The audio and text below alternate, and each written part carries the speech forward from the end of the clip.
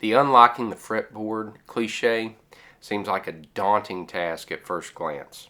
And with so many different systems and methodologies, it's easy to get confused and frustrated when trying to actually accomplish that goal. Keep watching and let me show you what has worked for me over the years, and I bet you will leave here with a much clearer picture than when you started. First off, welcome to Musician's Pathway. Our goal here is to make learning music simple. If this is your first time here, please consider liking, subscribing, and hitting the bell icon so that you're notified when we post new content. We post videos every Saturday. If there is a question you have, start a dialogue with us in the comments below, and it will give us a great idea of the videos that we can make to fit your needs. Also, consider downloading my free 10-song practice guide, which gives you the Nashville number charts to 10 songs and shows you how to approach them from a practice perspective to get the most out of them. Whenever someone asks you, do you want to unlock the fretboard? Chances are that they are probably about to follow that up with a lesson on modes or the cage system.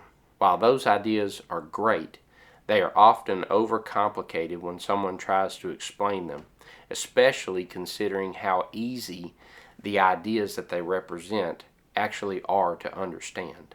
In short, the only information that you need to know to understand the fretboard are basic chords and basic scales, which is what both the modes and cage systems represent. Now, the musical alphabet consists of the notes A through G.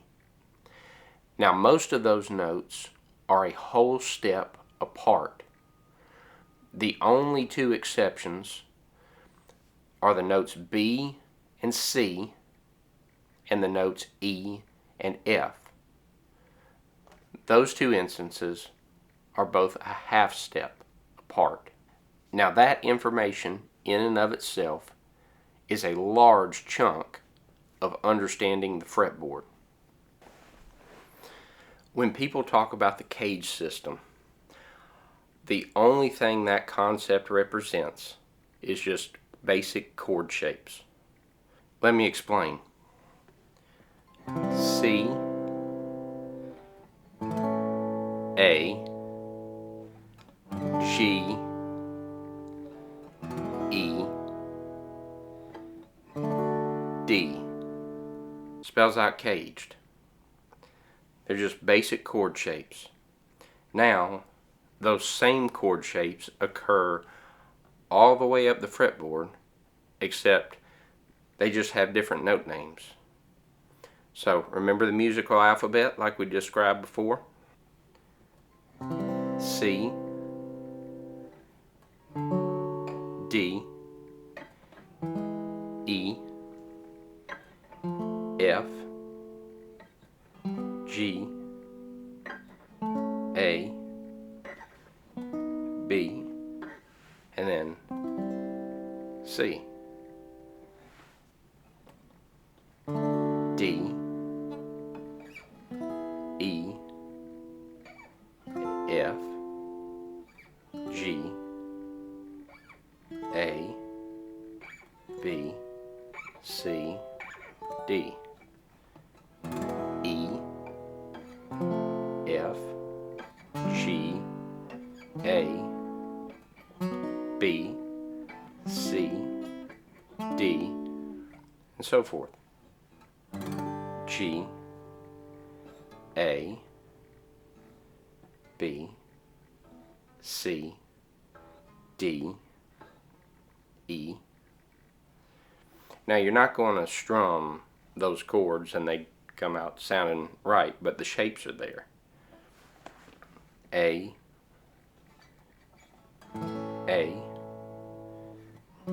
B, C, D, E, F, G, A.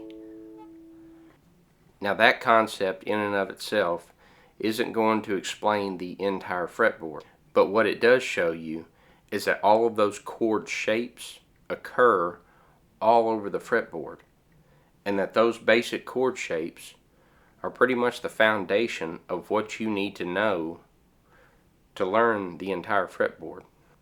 Now, modes, on the other hand, are basic scales. Modes, when broken down into its simplest form, and you ditch all the crazy terminology, is just the major scale starting on different notes. Watch this. So let's take the key of G.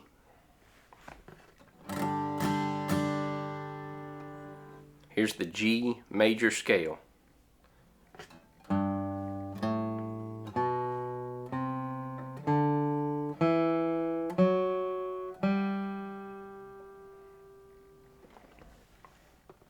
There are only 7 notes in the major scale, and that goes for any key,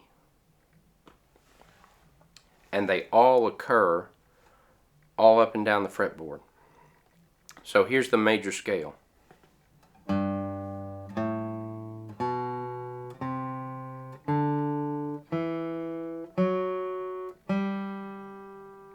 So for the key of G, those notes are G, A, B, C, D, E, F sharp, and then our octave up is G.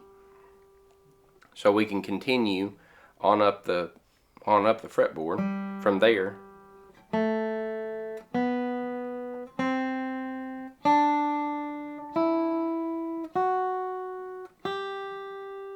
And that's the same exact notes, just played up an octave higher. So now let's take that same idea and start on a totally different note. So in the key of G, we'll start on the note A. B, C, D, E, F sharp, G, A, B, C, D, E, F sharp, G, A, B, C. Or you can play it this way as well. A, B, C, D, E, F sharp, G, A, B, C, D, E, F sharp, G, A, B, C, D. And you can do that all up the fretboard. You can start on the note, let's see, where should we start? Let's start on the note C. So C, D, E, F sharp, G, A, B, C, D, E, F sharp, G, A, B, C, D, E. You can do that all up the fretboard for any key. And all you're playing is those same 7 notes, but just starting at different points. You can start on the note D, or at least for the key of G, you can start on the note D, you could start on E, you could start on F sharp, you could start on B, anywhere you want, and you can play G major scale, and that's pretty much all there is to modes without the terminology, without all the Ionian, Dorian, Lydian, Phrygian, Mixolydian, Aeolian, all that stuff.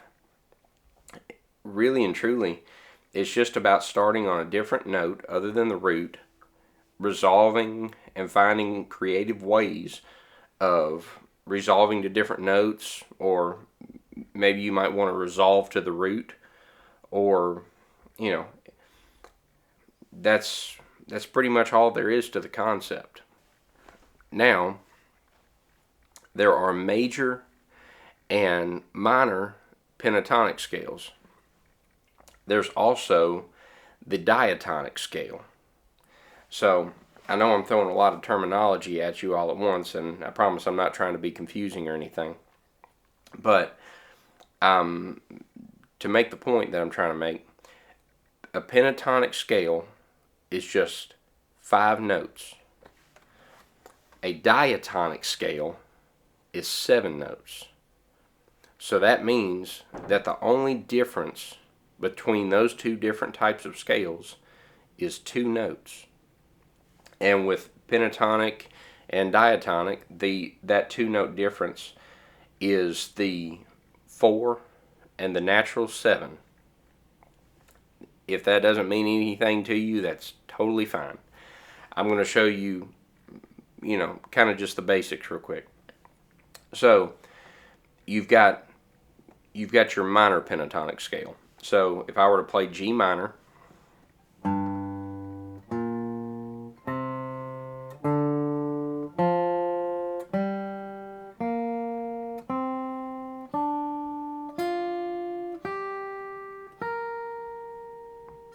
pretty basic. A lot of people know that one. So with the pentatonic scale, there are 5 forms of that scale. I did a video, I think 2 or 3 weeks ago, that shows all 5 forms of that scale.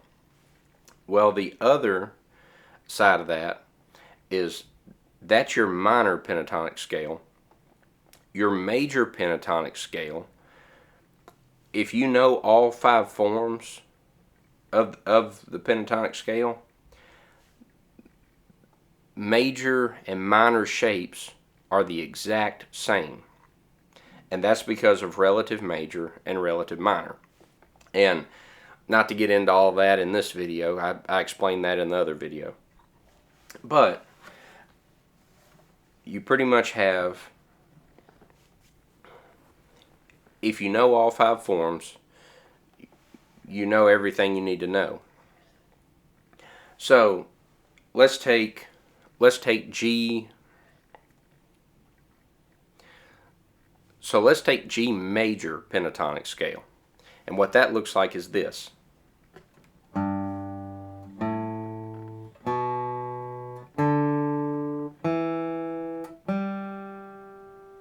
That's it. That's G major pentatonic scale. 5 notes. G, A, B, D, and E. And then you got G up an octave. So that's 5 notes. Now here's G major. Here's the diatonic G major scale. G, A, B, C. There's your 4.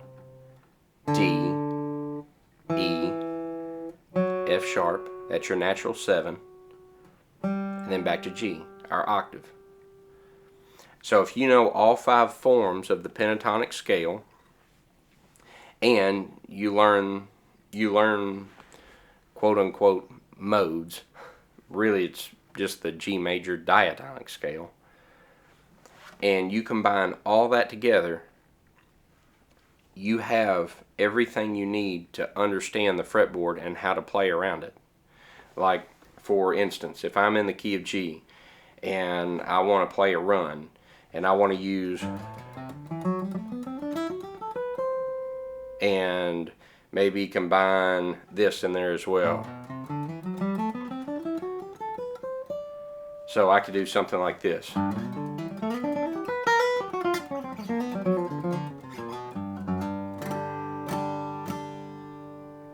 See? That's all that is. And I can even play around with the notes that are outside of the scale as long as I don't hold on to them for too long and just resolve to a note that's in the scale. So like this.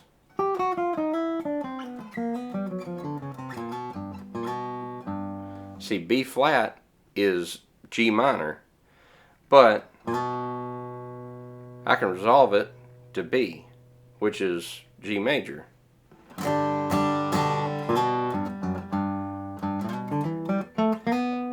There's your B flat to B again.